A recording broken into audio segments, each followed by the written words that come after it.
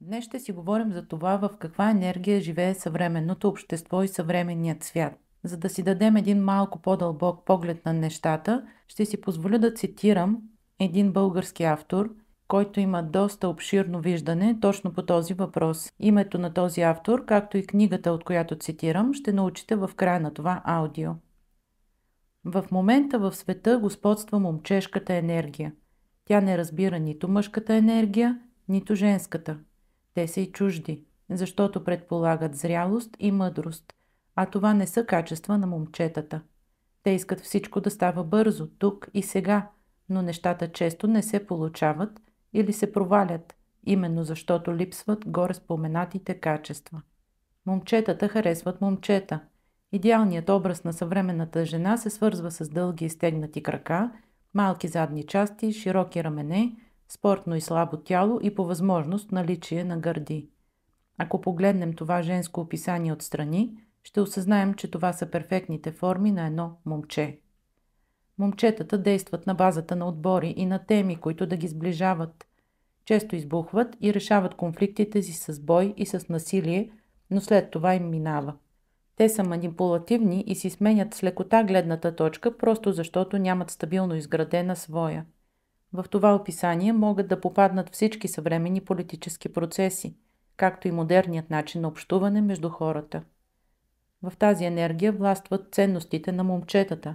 Трябва да си вечно млад, подвижен, жизнен и със стегнато спортно тяло.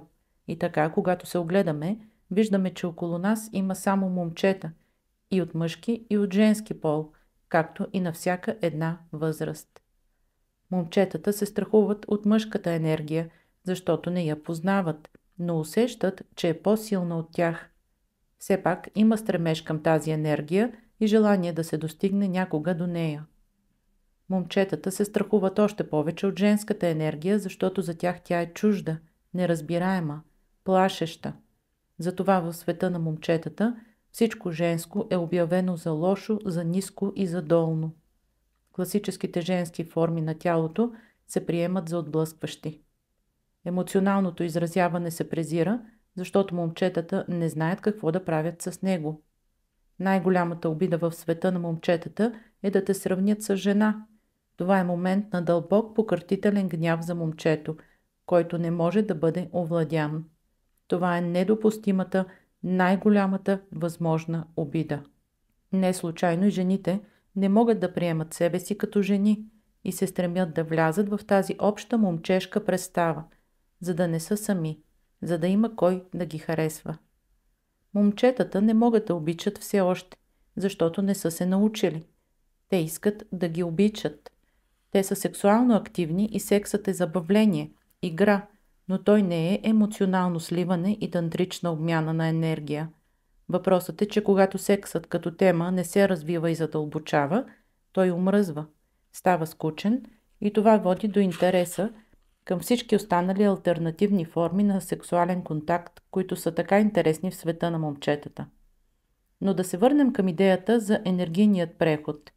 На този етап само предполагаме какво е мъжка и какво е женска енергия. Ние просто имаме само момчешка. Затова един вид момчешката енергия наричаме мъжка. Друг вид момчешка енергия наричаме женска. В 5D пространството човек за първи път е себе си, свързва се с сърцето си, с любовта и започва да твори именно от това място. Знае как да постави правилните граници, как да е мъдър, добър и любящ. Знае как да живее на базата на собствената си воля. Всичко това звучи чудесно, нали? Това е мечтата на всяко едно момче – да порасне, да стане голям, силен и достоен мъж. Затова и преходът, за който говорим, винаги се свързва с преминаването от 3D към 5D. Но какво включва този преход? Този преход включва най-болезнената на Земята тема – приемането и интегрирането на високовибрационната женска енергия с майчинството, с безусловната грижа, с създаването на живота, с нежността и със съчувствието. Тъй като тази енергия е включена в прехода, който се случва на Земята, ние я усещаме, но я усещаме в ниската й вибрация. Тази ниска вибрация ни прави обидени, сърдливи, засягащи се, блокиращи емоционалният си свят, страхуващи се от него. Оставаме с грешното впечатление, че женската енергия е лигава, повърхностна, глупава, несериозна. На нея не може да се разчита. Но това са заключения, направени от момчета, които изживяват ниските вибрационни честоти на женската енергия и все още нямат капацитета да усетят високата й вибрация. А женската енергия е силна, мощна и въздействаща. За наше щастие или нещастие, пътят към класическата мъжка енергия минава през класическата женска енергия. Женската енергия отключва мъжката. Без силата на емоциите няма как да имаме грижовни, топли и отдаващи мъже. Можем да имаме само нарцистични, повърхностни агресори. Момчешката енергия се страхува както от мъжката, така и от женската енергия. Всяка една от тези енергии е авторитетна за него и е свързана с емоциите. Момчешката енергия все още се учи как да е авторитетна и на този етап няма качествена връзка с емоционалният си свят. Тя се противопоставя както на мъжката, така и на женската енергия, защото те я заплашват, че ще я променят. Преведено с прости думи, това означава, че когато светът достигне до момента, в който да отработва истинската мъжка и женска енергия, той ще е много по-различен. Човечеството върви по този път, но все още е в самото начало. Защо се случва тази енергия? Защото момчешката енергия е незряла. Тя е лесна за манипулации, лесно се плаши и лесно се насочва. Едно общество, което отработва такава енергия, много по-лесно се командва и се управлява, тъй като то още е неосъзнато и няма собствена истина, а приема тази истина, която идва отвън. Тази истина се дава отвън, от авторитетите, от държавата, от световният ред. Момчето е винаги дейно, активно и изпълнено с енергия. То е младо, любопитно, учещо се, постоянно е запленено от нещо. Моделът на обществото, в който живеем, ни кара да сме именно в такава енергия. И в това няма нищо лошо, ако се приеме, че моделът на момчето е само една енергийна и еволюционна стъпка, а след това следват още много. За жалост, в момента ние сме спрели на тази стъпка. В секса момчето се доказва. Трупа бройки, търси любов, но тя винаги е драматична. В началото страстта се приема за любов, но когато отмине, партньорът е обвинен, че не отговаря на нуждите на момчешката енергия и връзката лесно се приключва и се търси нов партньор. И това отново се отнася и за двата биологични пола. Чрез множество сексуални контакти, опит и трупане на бройка в момчешкият свят се живее в илюзията, че си желан, че чрез секса получаваш любов. Но това не се случва, а сексът си остава секс.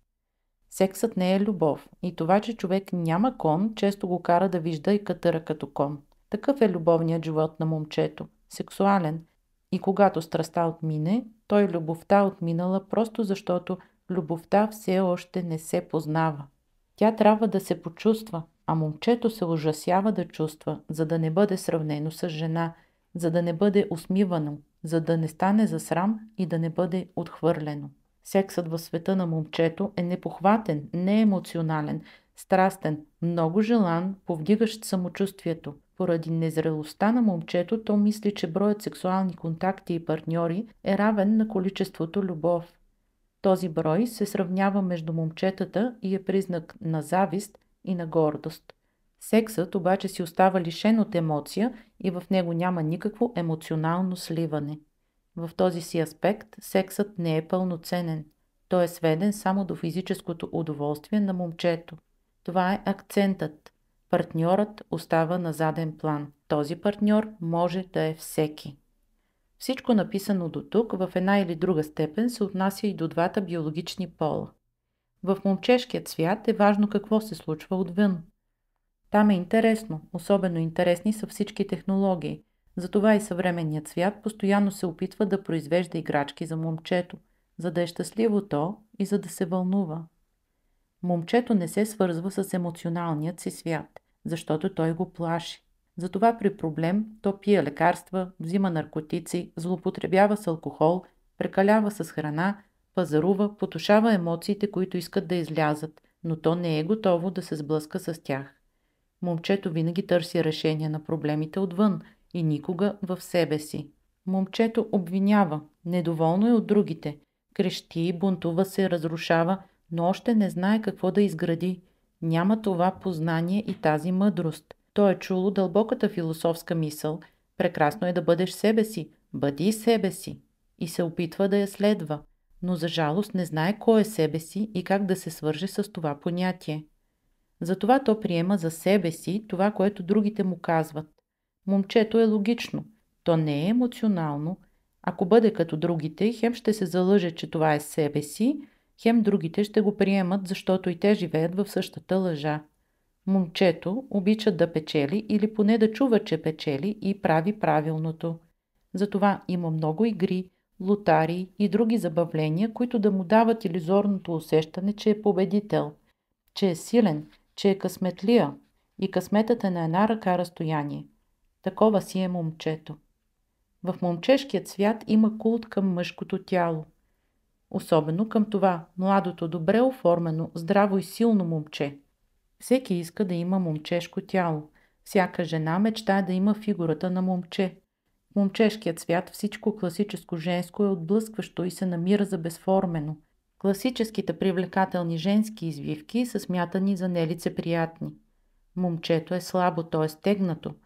Има добре оформени крака, задни части и красиви рамене. Това е моделът, който то следва. Момчетата, които са се родили жени, си слагат изкуствени гърди, защото са стегнати и нереални, а това ги прави привлекателни. Всеки един от нас, независимо от какъв пол се е родил, е усмиван и подиграван, ако има женски форми. В момчешкият свят нормалното здраво женско тяло се намира за непривлекателно. Тук говорим за хармонично и пропорционално женско тяло с красиви форми и извивки, с талия, с ханш, с бедра и нормално изглеждащи естествени гърди. В момчешкият свят се срещат и групи жени, които се обличат много момичешки, с бомбонено-розови рокли и панделки в косите. Те се държат мило и коректно, но когато се вгледате в тях, ще откриете отдолу силна момчешка енергия. Защото тези момичета залагат на обвивката и на външността. Те носят конкурентен и състезателен дух. Те нямат добра връзка с собствените си емоции и с вътрешният си свят. Те се опитват по един по-деликатен начин да спечелят дадено момче в една битка с други момчета, като тях. Но техните цели са материални, повърхностни и отново ориентирани към добър материален живот и социален статус.